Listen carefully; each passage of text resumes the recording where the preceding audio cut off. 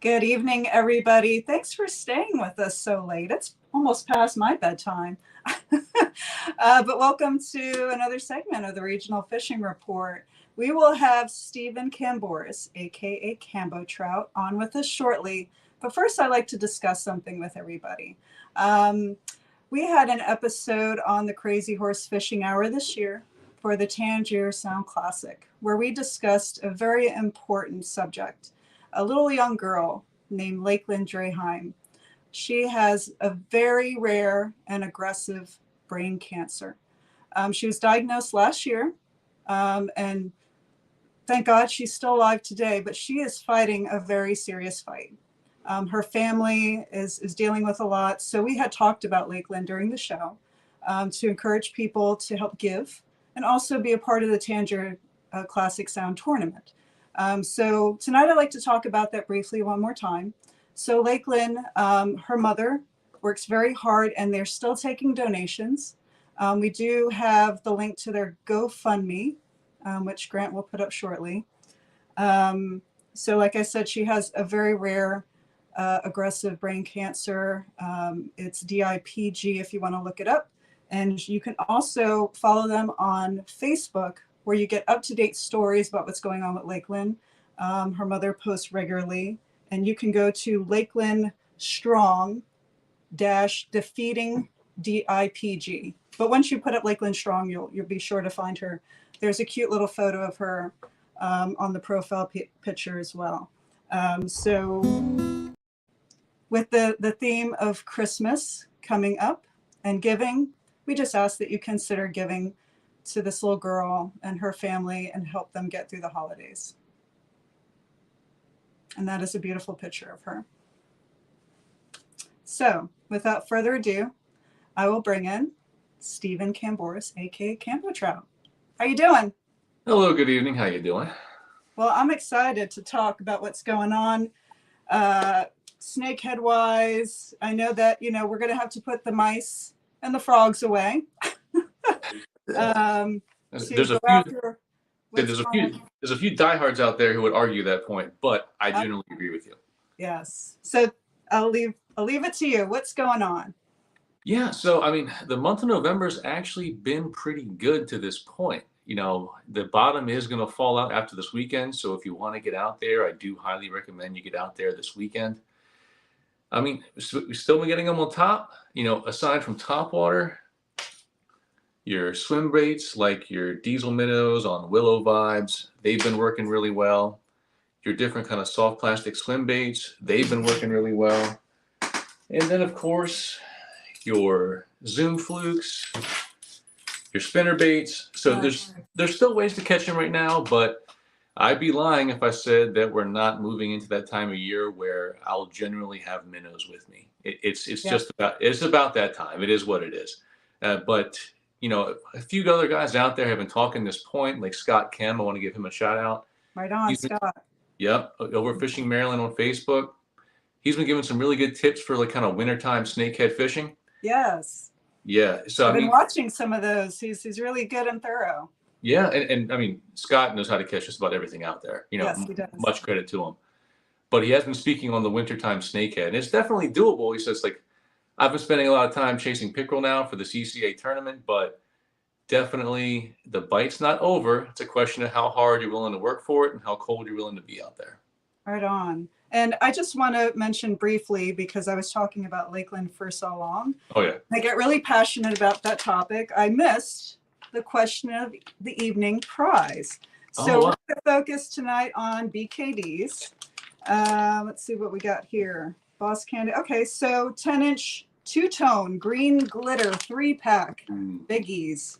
Those are some biggies. Yes, and 2-ounce jig heads. To the winner of tonight's question. So Stephen will be choosing the question of the evening. So let those questions start rolling in, and we'll get to you soon. Oh, we're popping up already here. All right. Oh, everyone's just saying hello to you. All right. Hey, even. How you doing? How you doing? Thanks for coming on. All right. So I apologize. Let's get back to the fishing report. Yeah. So, I mean, the west side right now, kind of the Middle River area up around, the Bush River's been getting pretty cold pretty quickly. You've been seeing it like kind of recently. I went out last weekend trying to go fishing. My plan A kind of fell through because found ice where I wanted to go fishing.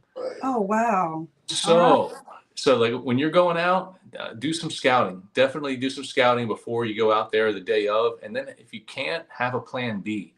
If you can go online, check those various tools for there's various kind of water monitors in the bay. You can look those up and check those water temperatures. Do that. Chase the warmest water you can find. And I guess another one of my things I always say this time of year, if you can fish the afternoon, because that's when that water is going to have maximum time to warm up. Find those areas that are shielded from the wind so that water really can warm up. Those are some steps you can do to increase your chances out there right now. For sure. And definitely don't forget your PFD. Yes. Very important. These temperatures are dropping, very cold. Don't take these things for granted. Safety is always paramount when you're going fishing. Would you agree? Oh, absolutely. I mean, and if you can afford it, I know it's pricey, but your dry suits out there, yes, they'll run you several $100s, but at the same time, you're paying for the protection of your life if you're a kayak, especially if you're a kayak angler out there and you're out there on the water. Yeah, I mean, this time of year, you want to dress in layers. I highly recommend things like wool socks and things like that. Those kind of undergarments go a long way to staying warm. And I mean, even beyond your safety, the warmer you are on the water, the more focused you can be on the fishing. So it's really not just about your safety. Safety's sexy. I like that. But yeah, definitely do what you can to make sure that you're safe out there. And if you're going to be fishing by yourself, and I recommend against it, but if you are, for the love of God, make sure somebody knows where you're going. For sure. Yes, please. So we got some questions coming in already. Rodney, are the minnows fished because of the colder weather? Yes, they are. Yes. So yeah, I mean, when you get this time of year, the metabolism, the activity level of the fish is just going to drop. They're cold-blooded animals, so they're not going to have that energy to move around.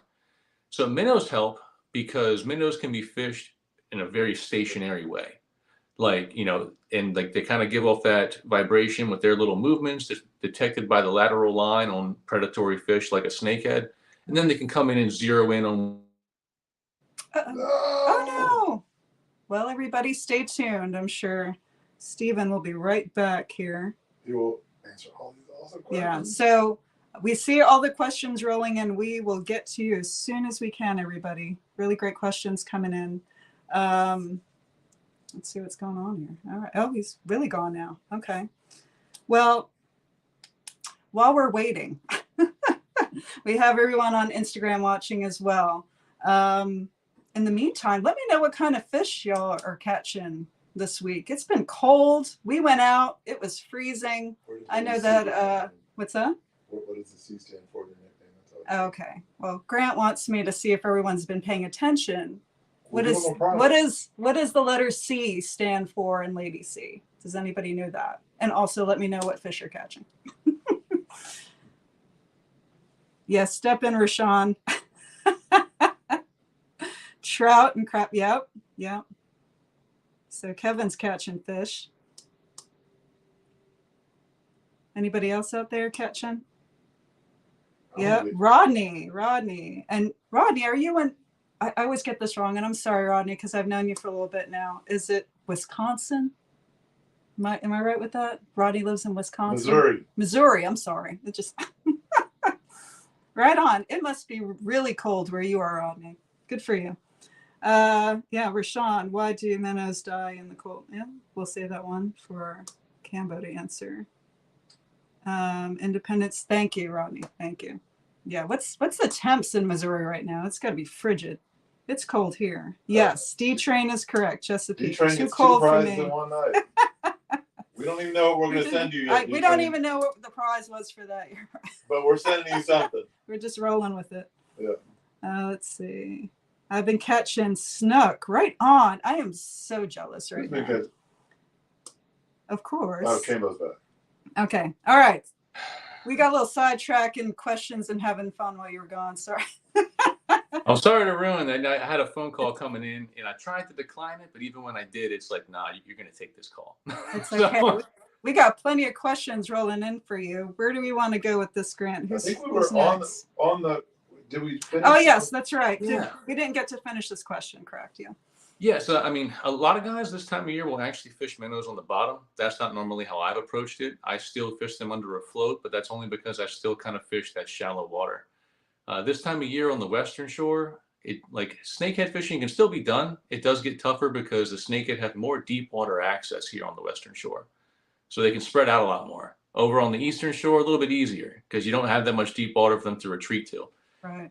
So the minnows are great though because they give off the scent, they give off the innate vibration because of their being alive and they have those little movements.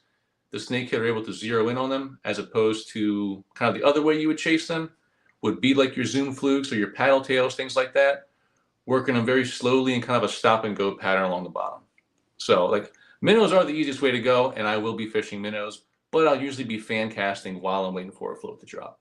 And that'll kind of finish the thought on the minnow question. Great. Thank you. Yeah. All right. Who is next? Ooh, a big one. Brian, in your early videos, a follower, yeah? You mainly spinning gear. Yep. I have a buddy who talked me into trying Baitcaster. That's a good one. Is it the game changer he keeps telling me about? I'm struggling with it and don't see the huge advantage.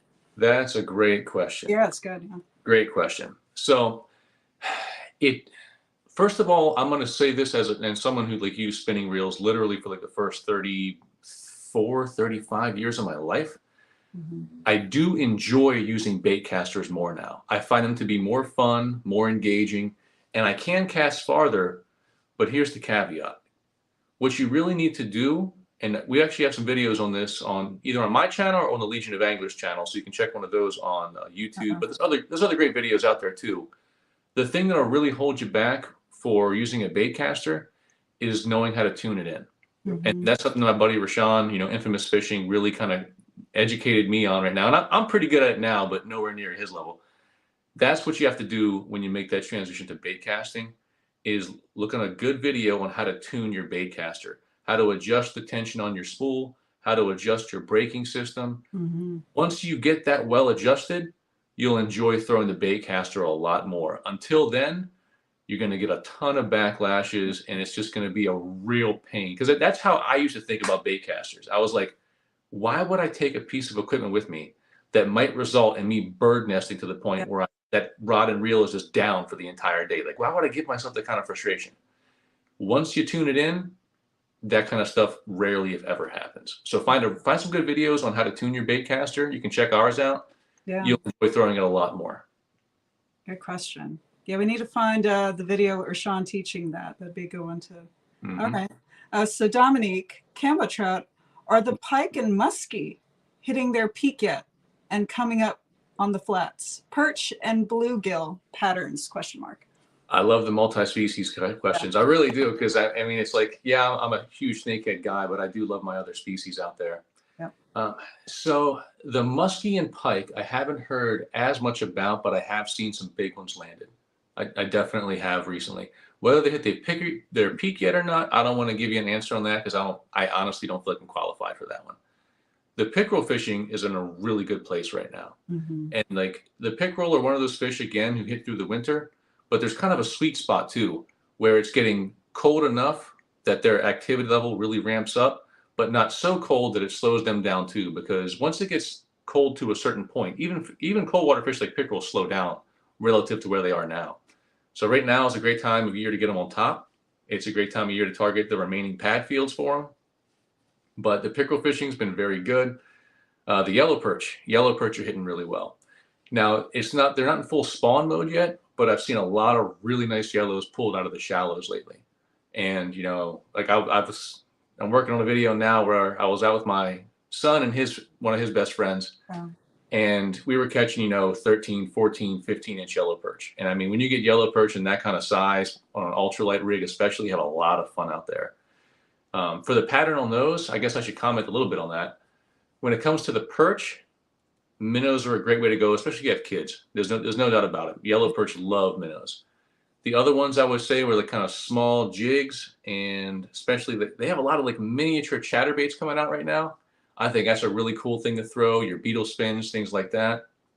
And for the pickerel, kind of like your zoom flukes, your inline spinners, your suspending jerk baits, all great choices. And I guess I have to say this, I've been tearing up the bass lately. I mean, I've just been tearing up the largemouth lately. And it's not what I'm targeting either, which makes it kind of an interesting situation. So it's been a fun fish to catch, but they are getting to the lure well before the pickerel I'm trying to catch. So they're kind of annoying me too. Great question. Yeah, I'm sure are there any specific baits that you're using that you can recommend to the audience? Yes, there is. Bake 4, high octane, any of those? Yeah, so this one right here, this has been my go-to spinnerbait for a while now. If you've watched my videos, you've seen it, but I will show you all again. So that's an American Snakehead Custom, which is great because it's built to be durable enough for snakehead fishing. And that, if you've been snakehead fishing for any amount of time, you know how they'll treat your average spinnerbait. Mm-hmm. One thing I will comment on, you can see a trailer hook on there. Yeah. Fish your trailer hooks this time of year. I mean, I would say probably 25-30% of my fish I catch because of my trailer hook. Really? So that's a huge thing you want to keep on there. I was saying before, and Rashawn might attack me for even mentioning this and getting the word out there, but this is the Willow Vibe by Z-Man right here. Great little jig head, kind of acts like a chatterbait on there. Right. You pair that with something like a diesel minnow, another great lure. I would be remiss if I didn't at least mention one of my all-time favorites, your Meps, number 3 or 4. Yes. Yes. And the Meps will catch anything. It'll catch crap. It'll catch bass, pickerel. I don't give a gosh darn what's swimming.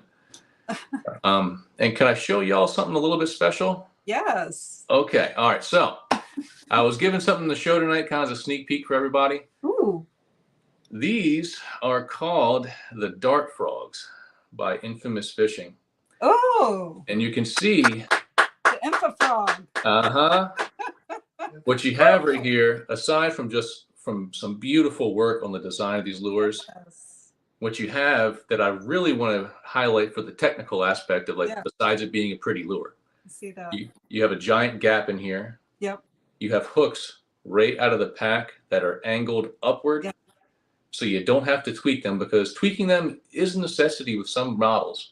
But if you're not careful tweaking them, you can actually reduce the strength and durability of the hook. So when they come out of the pack already nice and tweaked, that's when you know you got a lure that they're really thinking of the fisherman at the end game. And for those of you who like frilly legs, you got frilly legs. For those of you who like spinners, you got spinners.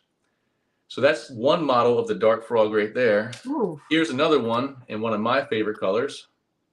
I love throwing a white colored frog or mouse. That's one of my favorite colors to throw at all times.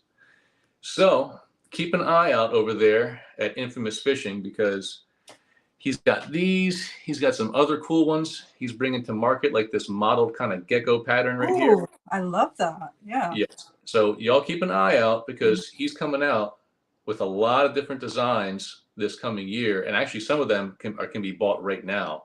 Yeah. And as someone who has fished snakehead for a long time, longer than me, let's be clear, Rashawn's been chasing snakehead longer than I have. Right on, Rashawn. Like been chasing them. He actually used to raise them, like from a tank environment.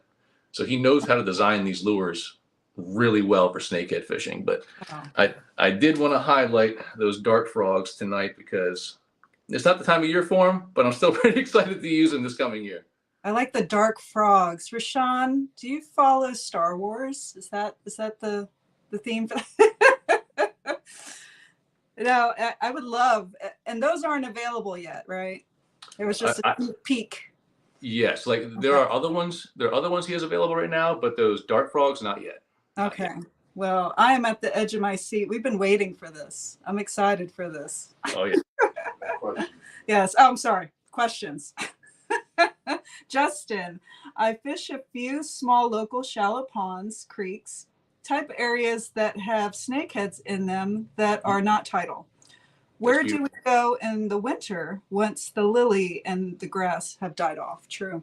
Yeah. So first of all, I want to say that that's the optimal location you could possibly find this time of year, in my opinion, because there's a limited number of places they can go. Like when snakehead have access to bigger water, it's a much more difficult game for locating them.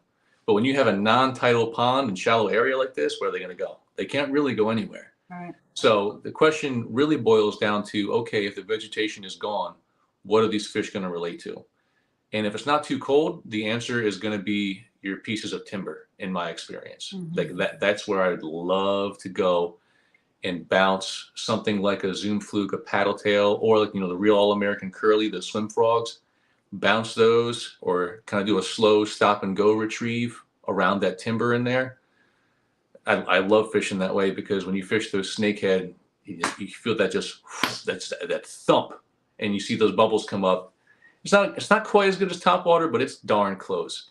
So that's what I would target if the grass and vegetation is all gone, is going to be the timber structure in there, and then the particularly muddy bottoms. If there's root systems, like some pad fields, and I think it's probably the spatter dock, have a root system to it that almost looks like the trunk of a palm tree. I don't know how else to describe it.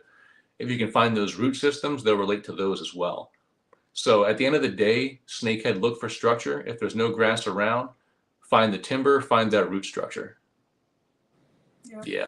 And Justin, hit me up. I'll help you check out those ponds, man. Yeah, it reminds me too of a video that you did about knowing your surroundings. So getting to know the area that you're going to fish also comes in importance of knowing that area before you go there as well. Yep.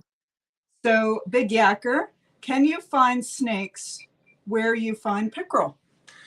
So the short answer is yes. And I say yes because you can go back and watch some of my earlier videos when I was fishing some rivers on the Eastern Shore when I will catch pickerel while I'm catching snakehead. So they do occupy a lot of the same kinds of waters, because pickerel, quite often they'll be in the pad fields, they'll be in the grass fields, and they'll be in that shallow vegetation. They'll sit right on shore, just like snakehead will. So the short answer is yes. One spot that comes to mind is probably Loch Raven. Loch Raven has a very high population of pickerel, and now they're starting to get snakehead in there too. So the answer is yes. You can definitely catch snakehead where you're catching pickerel and vice versa. Just a question of making sure you're in a body of water that has both. Yeah. Yeah, great question. We got more rolling in? We have one more question. All right, we got one more. I'm surprised we made it through all those questions. Oh, Rashawn has a question. Yes. Why do the minnows die in the cold water? Yes, indeed. Now, anyone out there, and it's a great question, because I know he knows the answer, but it's a great question for everybody else out there. Especially, you're going to know this if you're a fish tank person. And that comes down to essentially the shock of going from different temperatures in water. Yeah. Because most minnows aren't really built to live a sustained life in super cold water. So when you take them from that tank water in the bait shop that could be anywhere from 70 degrees, 60 degrees, and then you drop them in 40-degree water, it's think about the shock that you kind of feel when you go from one extreme to another. So that's one reason those minnows will often take a big hit. Like I had it happen the other day. I bought a bunch of minnows and I got them out there and I swapped out the water, as soon as I got there, because you want to keep the minnows fresh. You swap out the water, make sure it's oxygenated. And I think probably a solid quarter of them went belly up. Wow. And it was interesting because it seemed to be, in particular, they were selling two different types of fish. One is like what they call bull minnows or mummy chogs. But I think there's a second species of bull minnows and mummy chogs called striped mummy chogs. I could be wrong, don't quote me, but I'm pretty sure it's what they're called. And those stripes, boy, did they hate that cold water. They hated it with a passion. It killed them pretty much like that. So that's one thing to keep in mind, is that you probably will have some die off if you swap out that water. One way you could avoid that, or have them be more kind of slowly acclimated to that temperature change, would be to have your own aerator, take it with you in your minnow bucket, and that way you don't have to get fresh water on scene. Now, the water in the minnow bucket is still going to cool over time, obviously, because of the ambient temperature outside, but they have more time to kind of get used to that transition than just being, thrown into the ice water. Right. That's a good point. So not only know your gear, not only know your land area, know your water, know your everything that we normally know, but also get to know your bait, right? I think we take for granted bait, but they're just so an important part of everything we do in fishing. So why not get to know your bait? I think we are done for questions, but Rashawn said, yeah. Tell them about the top water last weekend. We have time for that? I mean, if we do, the top water last weekend. So actually, I did on one of the new frogs that Rashawn has. I did actually catch a topwater bass, and Nice. that was just this past weekend. So if y'all think topwater is dead, it's not quite dead yet. And I know some guys who would throw topwater through December, but I mean, at that point, you're throwing it out, you're giving it like one little twitch or two, and you're letting it sit for about 10, 15, 20 seconds. Mm-hmm. Another twitch or two, then a 10, 15, 20 seconds. But aside from that one I caught on topwater, I think we had probably 3 or 4 or 5, could have been more than that, other blowups out there from pickerel and bass. But pickerel are notorious for missing topwater baits. It's a fun way to catch them, but you're going to get a little frustrated because when a pickerel attacks, they're launching themselves like torpedoes. If that thing moves the slightest bit because you moved it, or if they're just missing because they're idiots or they just happen to miss it, it makes you feel some kind of way, man. But it is a fun way to get them. Yeah. All right. Well, I think we got through all the questions. I think it's that time for question of the evening. I know we have a lot roll through, but I can't make a loud noise like Grant does with his heavier hand. Say thank you.